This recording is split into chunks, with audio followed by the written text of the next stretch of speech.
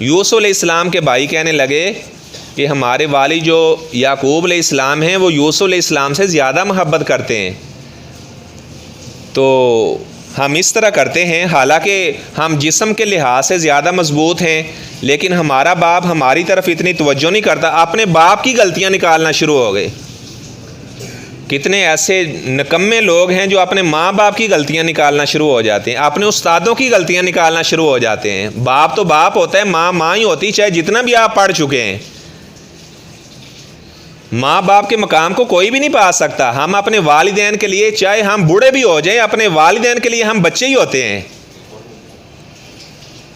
بعض ایسے لوگ ہیں اپنے ماں باپ کی، ابا جی آپ کو کیا پتہ ہے، امی جی آپ کو کیا پتہ ہے، وہ اپنے ماں باپ کی غلطیاں پکڑنا شروع ہو جاتے ہیں۔ وہ اپنے باپ کو کہنے لگے کہ ابا جی کو تو پتہ ہی نہیں ہے، محبت ہم سے زیادہ کرنی چاہیے۔ وہ جناب حضرت یوسف سے زیادہ محبت کرتے ہیں۔ ان ابانا لفی ضلال مبین، ہمارا باپ تو واضح غلطی میں ہے۔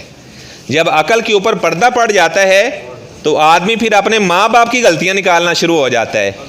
اور جن کے دماغ بڑے معطر ہوتے ہیں، والدین کے کمرے سے انہیں خوشبو آیا کرتی ہے۔